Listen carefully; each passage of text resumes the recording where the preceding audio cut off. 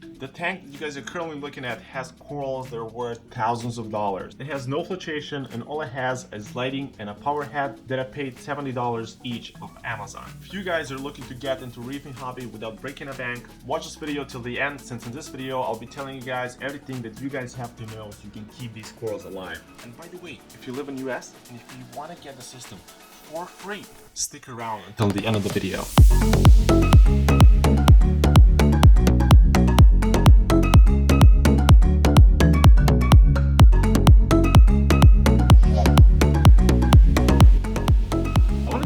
A little bit about bare bones of reefing. Since I've been enjoying this tank that is right behind me almost as much as I've been enjoying my mixed reef tank, and I went over all the equipment that I have going on in this tank, and I know a few times it happened that I haven't even had my heater on. Since my temperature controller here in this tank, when the temperature reaches a certain point, it starts beeping, and sometimes I tend to just turn it off and I'll forget to turn it back on. And since I keep my house around 78 degrees or so, I decided to set up a tank just bare bones, without heater, without filtration.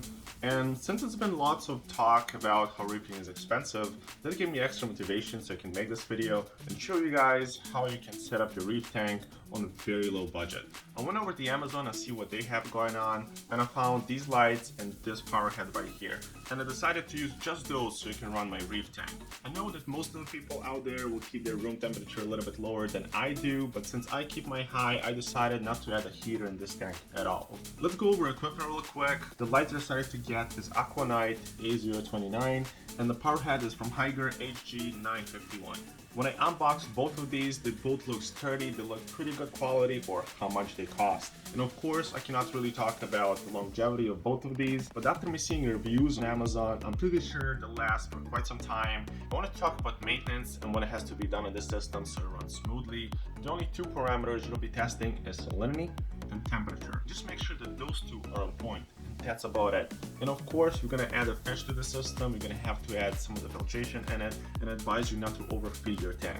Plenty of people think that you have to feed your fish multiple times a day. Actually, a lot of fish you can feed every other day and just very little. Especially you want to do that in the beginning when you're just setting up your system. In this tank I won't be adding none of the fish, and that's why I decided not to add none of the filtration. I'll be doing my weekly small water changes, and I'll use the water from my other tanks, which means I'll have adequate parameters right off the bat. And that's one thing, if you're just setting up your system, if you can use some of the biomedia and some of the older water from the system that's been up and running for a while, I really encourage you to do this. There's lots of folks out there that have been in a hobby in your area for quite some time now, and trust me, everyone's doing water changes, so you can grab their water very easy. And of course, you want to pick the tank that's been taken care of, and that way you're going to set yourself up for success. Now, as far as tanks like this, and all-in-one tanks actually, that the top layer of the water where all the gunk will collect, will have like oily film. That's other thing that you have to be doing. You're going to have to be collecting all that from the top. But honestly, in tanks small like this, that's going to be a very easy task for you to do. As soon as you see some algae growing in your tank, try to pick up that rock and either throw it away or add cleanup crew right off the bat. So afterwards, you won't have any algae problems in the tank.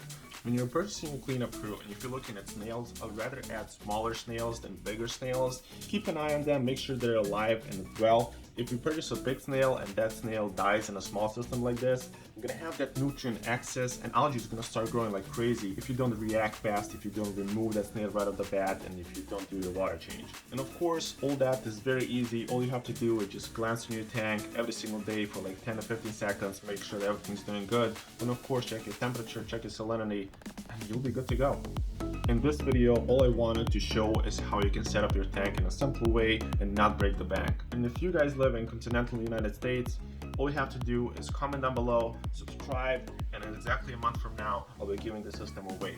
And if you guys like this video, give it a like. If you haven't checked out my last video where I took pictures of my Acropora frags, which I'm going to take photos every single month, and I'm going to keep you guys updated of how fast some of the Acropora frags are going to grow, go check out that video. And with all that out of the way, see you guys in the next one.